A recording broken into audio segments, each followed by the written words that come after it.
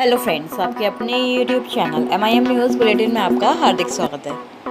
सातवां चरण शिक्षक बहाली केवल माध्यमिक के नाम इस बार होने वाला है और छठे चरण से सरकार ने सबक लेते हुए सातवें चरण की बहाली में काफ़ी कुछ बदलाव किए हैं और करने भी जा रही है। और यहाँ तक कि अगले वर्ष अप्रैल यानी कि अप्रैल 2023 में आप लोग विद्यालय में योगदान भी कर लेंगे, नियुक्ति भी आपकी पूरी हो जाएगी। तो सारी ही बातें इस वीडियो में बताने वाले हैं कि तेजस्वी यादव उप मुख्यमंत्री ने क्या लक्ष्य रखा है और किस प्रकार वह अग्रसर हैं अपना लक्ष्य प्राप्त करने में। तो एक एक करके चलते हैं सारी ही अपडेट्स की तरफ। सबसे पहले देखिए, सातवां चरण केवल माध्यमिक बहाली के नाम इस बार क्यों होने वाला है, इसकी बात कर लेते हैं। आज के अखबारों ने यह प्रकाशित किया है कि जो शिक्षक भर्ती है उसमें सातवें चरण में पहले हाई स्कूलों में फिर प्राथमिक विद्यालय में होगी बहाली।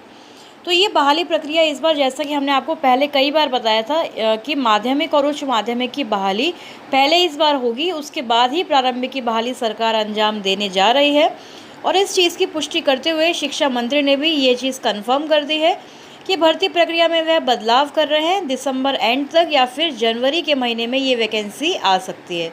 शिक्षा मंत्री ने ये कहा है कि पहले हाई स्कूलों में बहाली होने से पद रिक्त नहीं रहेंगे।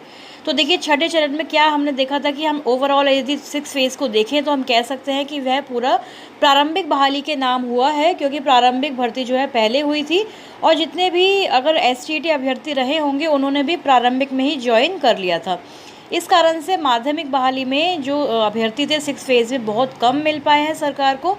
तो उससे पूरी तरह से सबक लेते हुए, सीख लेते हुए इस बार शिक्षा मंत्री का यह लक्ष्य है कि पहले वे हाई स्कूलों में बहाली करेंगे, उसके बाद वह जो पद बच जाएंगे, जो भी सीट्स खाली होती हैं वह प्रारंभिक में इतनी ज़्यादा खाली नहीं रहेंगी, क्योंकि माध्यमिक वाले अभ्यर्थी पहले ही छट चुके होंगे, वह माध्यमिक में यानी कि हाई स्कूल और +2 में ज्वाइन कर चुके होंगे। शिक्षा मंत्री ने कहा कि पहले हाई स्कूलों में शिक्षकों की बहाली होने से पद रिक्त नहीं रहेंगे। सरकार ने 10 लाख सरकारी नौकरी देने का जो वादा किया है, इसमें 1/4 पद शिक्षा विभाग से ही भरे जाने हैं। और नियुक्ति नियमावली पर भी उन्होंने बोला है, उन्होंने कहा कि जल्द ही कैबिनेट से मंजूरी भी ले ली जाएगी, क्योंकि नियमावली का जो ड्राफ्ट है वह ऑलमोस्ट रेडी है। बस उसको इस प्रकार से लचीला और पारदर्शी बनाया जा रहा है कि किसी के भी ऐसा ना हो कि वह माध्यमिक के फेवर में ना हो, या फिर STT के साथ अन्याय हो जाए, या फिर BTET CTET अभ्यर्थियों के साथ किसी भी तरह की कोई भी गुंजाइश रह जाए। तो सातवें चरण में प्रारंभिक स्कूलों में शिक्षकों की बहाली करने के पहले हाई स्कूलों में शिक्षकों की बहाली इस बार की जाएगी। तो इसलिए सातवां फेज़ पूरी तरह से इस बार माध्यमिक बहाली के नाम होने वाला है, क्योंकि देखिए रिक्तियों की संख्या भी आज के अखबारों ने देखिए उच्च माध्यमिक स्कूलों के लिए ही लगभग 90,000 रिक्तियाँ और माध्यमिक स्कूलों के लिए 44,000 से ज़्यादा पदों पर बहाली की जानी है। तो देखिए आंकड़ा कितना ज़्यादा बदलता हुआ और रिक्तियाँ कितनी ज़्यादा बढ़ गई हैं, क्योंकि 6 फेज़ में बहुत सारी सीट्स जो हैं उच्च माध्यमिक में खाली रह गई। तो ये सारी सीट्स कैरी फॉरवर्ड हो चुकी है सातवें चरण की बहाली में, यानी कक्षा 9 से 12 तक के लिए कुल 1,21,927 पदों पर बहाली की जाएगी। तो माध्यमिक बहाली वाले जो अभ्यर्थी हैं बिल्कुल भी अब टेंशन ना लें, इनको सोचने की या फिर ये समझने की कि हमारी बहाली होगी या फिर नहीं होगी, क्या नियमावली आएगी। देखिए जो भी नियमावली आएगी, लेकिन इस बार माध्यमिक और उच्च माध्यमिक में एक भी अभ्यर्थी नहीं छूटने वाला है, सभी की बहाली इस बार सुनिश्चित होने वाली है। वहीं प्रारंभिक स्कूलों में कक्षा 1 से 8 तक लगभग 80,250 पदों पर बहाली होगी। हाई स्कूलों में 6,000 प्रधानाध्यापक पद पर भी बहाली की जाएगी। वहीं 1,890 पुस्तकालयाध्यक्ष के पद पर भी नियुक्ति होनी है। तो कई बार कुछ अभ्यर्थी कमेंट सेक्शन में हमेशा पूछते हैं कि बिहार लाइब्रेरियन की वैकेंसी कब आएगी। तो देखिए, जब भी सातवें चरण की बहाली शुरू होगी तो उसमें सारी ही चीज़ें होंगी। लाइब्रेरियन की भी वैकेंसी आनी है, पुस्तकालयाध्यक्ष की भी आनी है और प्रधानाध्यापक पद पर भी बहाली होगी। ये सारी चीज़ें आज के अखबारों ने रिक्तियों के समेत प्रकाशित की है, आप अच्छी तरह देख सकते हैं। माना जा रहा है कि दिसंबर एंड तक या फिर नए साल यानी कि जनवरी में ही हाई स्कूलों में शिक्षकों की बहाली के लिए वैकेंसी आ जाएगी, यानी कि विज्ञप्ति जो है जनवरी एंड, जैसे कि हमने आपको बताया है कि 15 दिसंबर के बाद या फिर जनवरी के फर्स्ट वीक में ही ये जो आपकी वैकेंसी है, विज्ञप्ति है, उसको जारी कर दिया जाएगा हाई स्कूलों के लिए। शिक्षा विभाग का लक्ष्य है कि 2023-24 सत्र के प्रारंभ में हाई स्कूलों में शिक्षकों के रिक्त पदों पर बहाली कर ली जाए। तो कल की रिपोर्ट में हमने आपको बताया कि अतिथि शिक्षकों का जो नियुक्ति का प्रोसीजर है वह मार्च 2023 तक रखा गया है और उस सत्र के बाद जो है आपको परमानेंट जो टीचर्स हैं वह मिलने वाले हैं। 7वें चरण के तहत जो भी बहालियाँ होंगी तो अप्रैल से ही वह अभ्यर्थी जो है योगदान कर पाएंगे विद्यालय में, क्योंकि अगला जो सेशन होगा उस तब तक ये जो लक्ष्य रखा है सरकार ने हाई स्कूलों शिक्षक बहाली को पूरा करने का रखा है। प्रारंभिक स्कूलों के पहले हाई स्कूलों की बहाली के 2 महत्वपूर्ण कारण भी यहाँ पर बताए गए हैं। तो देखिए, एक कारण तो यही है कि सरकार ने छठे चरण से सबक लिया है कि हाई स्कूलों वाले जो पद हैं वह खाली रह जाते हैं, इसलिए प्राइमरी की बहाली पहले होगी। तो प्रत्येक पंचायत में यहाँ पर उच्च माध्यमिक विद्यालय की स्थापना भी हुई है। तो हर पंचायत में स्थापना होने के बाद राज्य में अब 9,330 माध्यमिक और उच्च माध्यमिक स्कूल बन चुके हैं। तो बच्चों की पढ़ाई बाधित ना हो, क्योंकि नए जो ये स्कूल बने हैं हर पंचायत में, यहाँ पर किसी भी विषय का जो शिक्षक है उपलब्ध नहीं है इन सरकार के पास, इसीलिए इन स्कूलों में शिक्षकों की जल्द नियुक्ति की आवश्यकता है। क्योंकि सरकार ने इस बार देख लिया है कि छठे चरण से हमें कोई लाभ नहीं हुआ, माध्यमिक उच्च माध्यमिक में बहुत कम अभ्यर्थी मिले, और जो मिले भी हैं उनकी बहाली भी देखिए स्टे लगाया हुआ है अभी कोर्ट ने। तो बहुत कम अभ्यर्थियों की बहाली छठे चरण के तहत हो पाई है माध्यमिक उच्च माध्यमिक में। तो प्राथमिक स्कूलों से पहले हाई स्कूलों के शिक्षकों के पद पर नियुक्ति होने से सीट खाली रहने की संभावना भी कम हो जाएगी, क्योंकि कई ऐसे अभ्यर्थी हैं जो बीएड के साथ एसटीईटी भी क्वालिफाई हैं, वहीं टीईटी यानी कि बीटेड या सीटेट भी उन्होंने उत्तीर्ण किया हुआ है। तो मैक्सिमम ऐसे ही कैंडिडेट्स हैं जिन्होंने एसटेट क्वालिफाई किया, उन्होंने बाद में सीटेट या बीटेड भी कर लिया है। बीटेड तो नहीं, सीटेट उन्होंने किया होगा अगर वह पहले से सीटेट क्वालिफाई नहीं थे। तो हाई स्कूलों के लिए चयन हो जाने की स्थिति में प्राथमिक स्कूलों की बहाली में ये अभ्यर्थी शामिल नहीं हो सकेंगे। तो हाई स्कूल वाले एसटीईटी वाले अपने हाई स्कूल में +2 में चले जाएंगे, उसके बाद फिर प्रारंभिक में ये लोग अप्लाई नहीं करेंगे, क्योंकि कोई भी फिर लोअर ग्रेड पे आके अप्लाई नहीं करेगा अगर उसका सिलेक्शन माध्यमिक उच्च माध्यमिक में हो जाता है।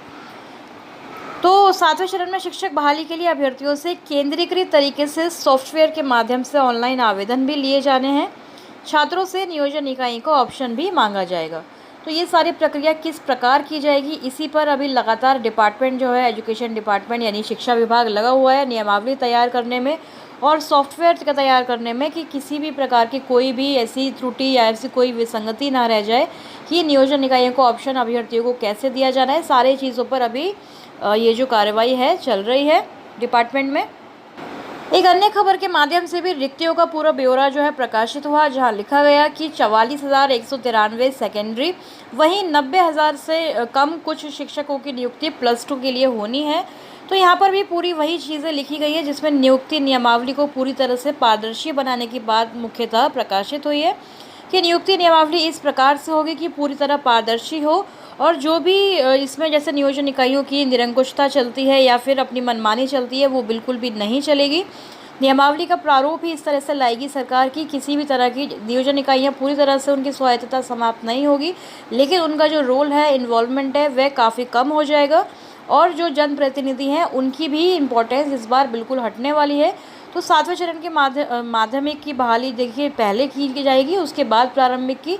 इससे प्रारंभिक अभ्यर्थियों को बहुत ज़्यादा फ़ायदा ही है, कोई नुकसान नहीं है, बस उनको थोड़ा सा और इंतज़ार करना है, क्योंकि जुलाई से हो सकता है कि जुलाई अगस्त में ये प्रारंभिक जो बहाली है उसको अंजाम देंगे, लेकिन अप्रैल तक इनका लक्ष्य है कि योगदान करके अभ्यर्थियों को विद्यालय भी पहुंचा दिया जाए, माध्यमिक और उच्च माध्यमिक को। तो प्रारंभिक जो बीटेड सीटेड अभ्यर्थी हैं, हालांकि बहुत समय से वह आंदोलन करते आए हैं, लेकिन अब उनको ये सोचना है कि हमें पहले माध्यमिक की बहाली होने दें, वह उसके बाद ही प्रारंभिक की बहाली में उनका जो है उनकी बहाली नियुक्ति पूरी पक्की हो जाएगी। बस थोड़ा सा पेशेंस, थोड़ा सब्र उनको और रखना है, क्योंकि इसमें फ़ायदा उन्हीं का है, क्योंकि बहुत ज़्यादा सीट्स जो है खाली होकर आएंगी। फिर एसटीईटी वाले यानी कि माध्यमिक वाले बिल्कुल भी उसमें अप्लाई नहीं करेंगे, तो सारे अभ्यर्थियों की बहाली बीटेड सीटेड वालों की भी प्राइमरी में सुनिश्चित हो सकती है।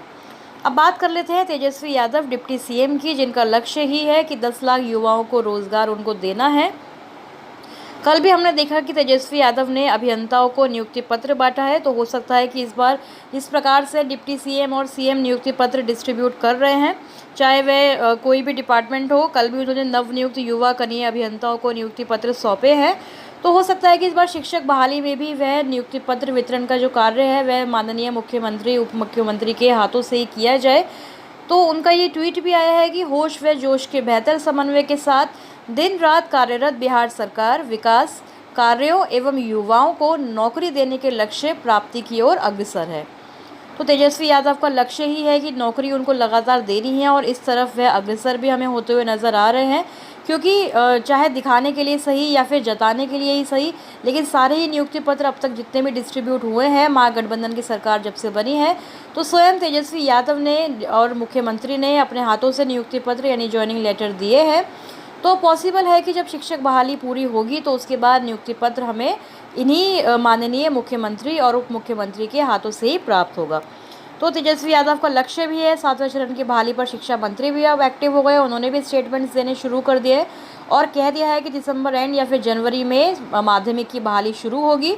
उसके बाद अप्रैल में ही योगदान इनको करा लिया जाएगा और उसके बाद प्रारंभिक की बहाली भी पूरी कर ली जाएगी। तो सरकार इन सब मुद्दों से बिल्कुल भी पलटे ना, इस शेड्यूल को आगे ना बढ़ाए, इसी आशा के साथ इस वीडियो को मैं अभी एंड करती हूँ।